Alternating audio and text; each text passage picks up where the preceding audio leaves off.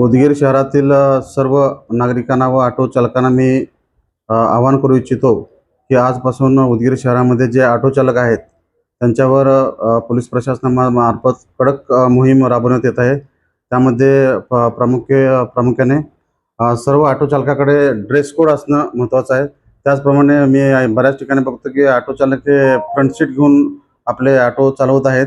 त्यावरही आम्ही यापुढे कारवाई करणार आहे। त्याचप्रमाणे सर्व ऑटो चालकांनी सुद्धा आपल्याकडे जे ऑटो संदर्भात जे डॉक्युमेंट्स आहेत ते डॉक्युमेंट्स जवळ बाळगणं आवश्यक आहे, की ज्यामध्ये ऑटो चालकाचं लायसन्स असणं जरुरी आहे, त्याच्याकडे फिटनेस सर्टिफिकेट आवश्यक आहे आणि जे RTOने जे नियम दिलेले आहेत त्या नियमाप्रमाणे जे डॉक्युमेंट्स आहेत ते डॉक्युमेंट्ससुद्धा आम्ही आजपासून तपासणी करत आहे।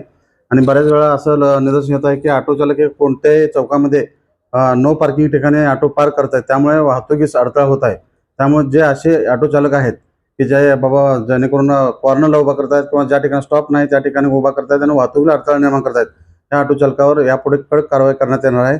आणि जे ऑटो चालकांना मी या माध्यमातून विनंती करत आहे की ऑटो चालक हे बरेच नागरिकांकडून जास्त पैशाची मागणी करत आहे।